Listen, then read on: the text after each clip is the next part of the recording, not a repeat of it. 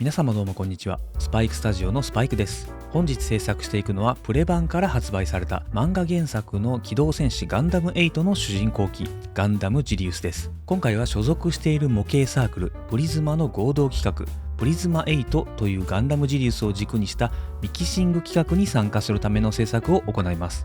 ルールは至ってシンプルで素体部分を残してカラーリングは設定準拠に外装と武器を制作。3D プリントで出力されたポリプロ紙オリジナルの武器刀と鞘を装備させること。久々の企画参加で腕が鳴りますね。モデフェスで参加者7名プラスポリプロ紙の制作した素体状態を展示して人気投票を行うのでガチでいきたいと思います。まずはパチ組から。各部に 3mm 穴が開いていて結構自由度の高いガンプラだとは思うのですが、正直可動の方はいまいち。肩や股関節周りはパーツが干渉してあまり動きません。結構顔つきが尖っていて癖がありかっこいいのですが、ここがミキシングにどう影響してくるのかが悩みどころですね。コンセプトとしては素体の雰囲気は生かしつつ、今回他のメンバーがおそらくゴリゴリの重武装で来るんじゃないかなと予想し、広範囲を偵察するサポート機体を制作していきたいと思います。今回の工作のポイントはこちら。軸はそのままに別の規格の型へパーツを変更。各部ディティールアップ、3D プリンター武器の塗り分けなどなど。それでは早速改造していきましょう。レッツミキシング。というわけでまずは肩周りの改造から。こんな感じで鉄血の壁蛇のパーツをつけていこうかと思います。向かって右側が加工済み、左側はそのままつけた状態です。肩の位置を少し上方向に上げています。そのまま取り付けると少し下すぎてバランスが悪く感じたんですよね。まずは取り付け位置の変更と肩軸が短すぎたので少し延長を行います。取り付けの方法はシンプルに元の軸穴の下に新たな穴を開けて取り付け位置の変更を行うといった方法です。ただこれの欠点としては穴が小さくなってしまい、この肩軸が入らなくなってしまうので、そこをなんとかしていきましょう。結構無理やりな改造であまり参考にならないかもしれませんね。まずは肩パーツと肩軸を分離。ルール上この肩軸の使用というのが絶対です。肩の軸穴の下に新たな穴を開けていきましょう。鉛筆で穴の下の角をめがけて線を書き込んでいきます。この線の長さを測ってちょうど真ん中の部分に印をつけ 1mm ピンバイスで穴を開けていきます。元の穴を塞いでいないので大きな穴を開けすぎると元の穴とつながってしまって大惨事になりますね。ズボラをせずに埋めてからこの作業をしてもいいのですが、取り付けるとほとんど見えない部分なので今回穴埋めは行いません。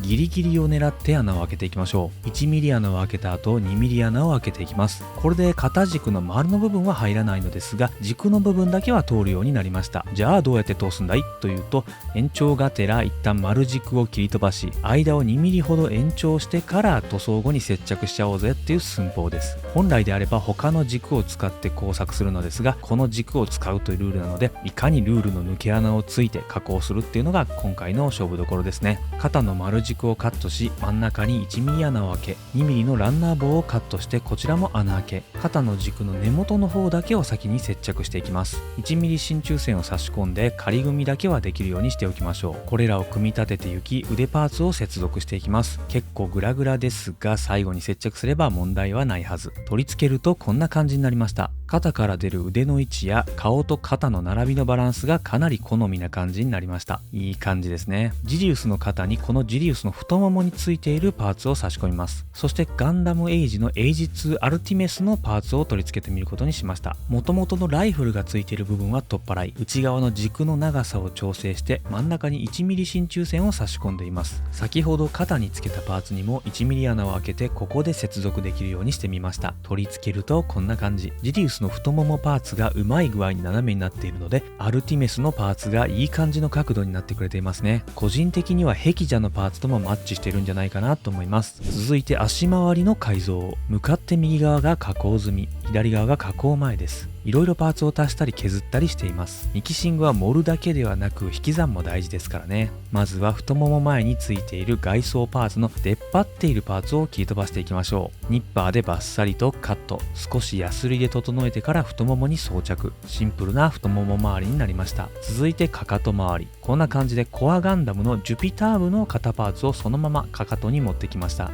特に装着のための加工は行わず、何もしなくてもすっぽりはまるのですが、塗装後接着予定です。このままだとさすがにポロッと落ちますからね。続いて膝横が少し寂しいのでパーツを付け足します。まずこの斜めラインの入ったグレーのパーツの真ん中に 1mm 穴を開けていきます。ここは若干レギュレーションに違反するかどうか怪しいところだったのですが、後から聞いたら問題なしということでした。使ったのはティタノマキアのエーデルシュタイン2のパーツ。裏側に丸軸がついていたので、これをニッパーでカットし、こちらにも 1mm 穴を開けます。開けた穴に真鍮線を通して長さを調整したら、先に開けたジリウスのパーツに差し込み、左右ともに取り付けていきます。可動もするし、ダブルゼータの足っぽい雰囲気で良くないですかね。これ全て取り付けるとこんな感じ。グッドです。大まかなミキシングは完了したので、各部調整を。まずは肩の合わせ目消し。アルティメスの合わせ目は正直消すのが面倒だったのですが、このヘギジャの合わせ目は目立つし簡単に消せそうだったので処理していきます。流し込み溶剤を流し込んで、しばらくクランプで固定。乾いたら400番から600番のヤスリで削っていきます。マジスクなんかも活用してどんどん合わせ目を消していきましょう。個人的に正面から見てパッと目につく合わせ目は消したくなりますね。デザインに落とし込んでいればいいと思うのですが、さすがにこのパーツは悪目立ちしていましたからね。続いてシールドの加工。超音波カッターを使ってシールドの上部分を切り飛ばしました。今回シールドは持たさずにお尻につけてリアスカートにしちゃおうっていう寸法です。超音波カッターで切った後は汚いのでヤスリで整えていきます。240番から600番のヤスリでしっかり整えて、斜めのラインも綺麗にしておきました。綺麗になったので、裏についている取り付けのための軸を切り飛ばします。お尻につけるにあたって軸はもう少し上側の方がいいと思ったんですよね。切り飛ばした軸の代わりに何かしらのジョイントパーツを引っ張り出してきて接着することに。3方向に軸があるパーツなのですが、使うのは1方向だけなので他の部分をカット。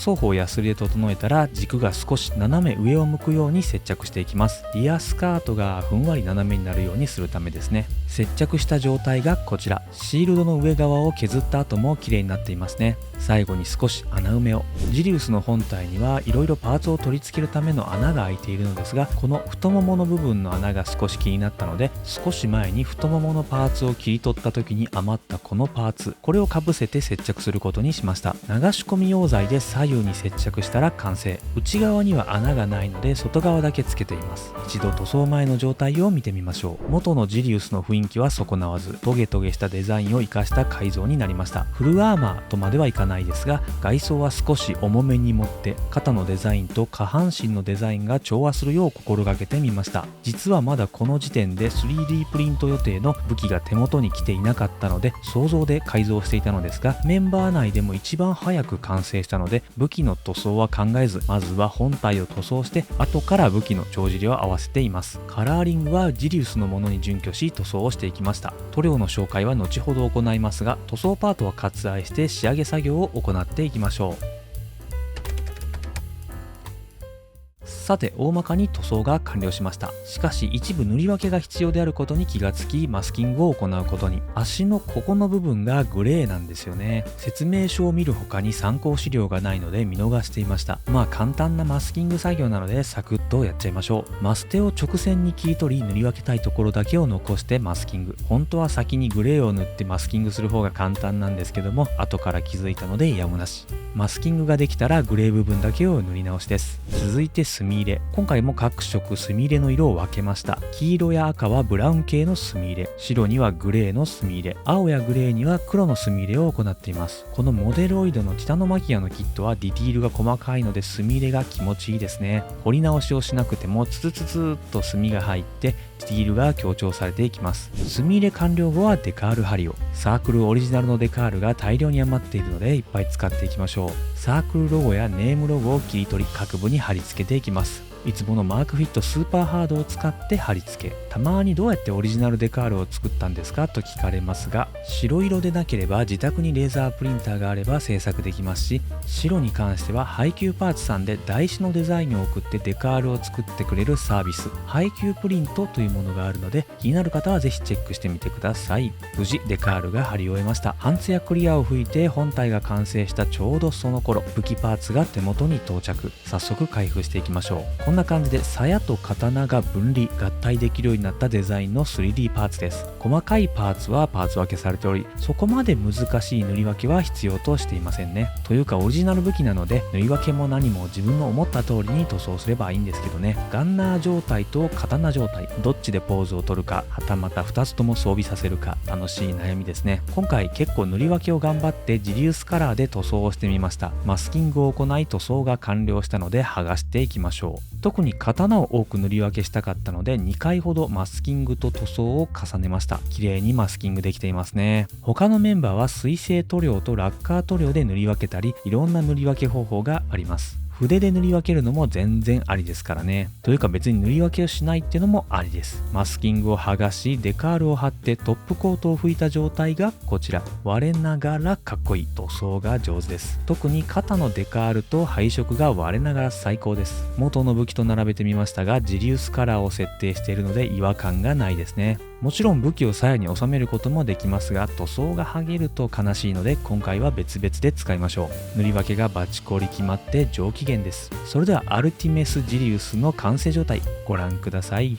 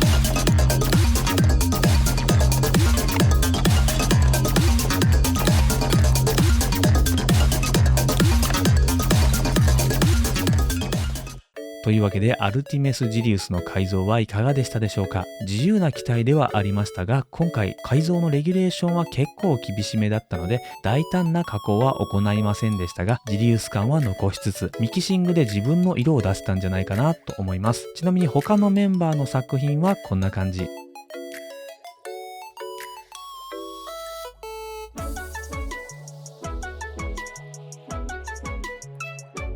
各自 X や YouTube チャンネルでも投稿していると思いますので気になった方はぜひチェックしてみてください。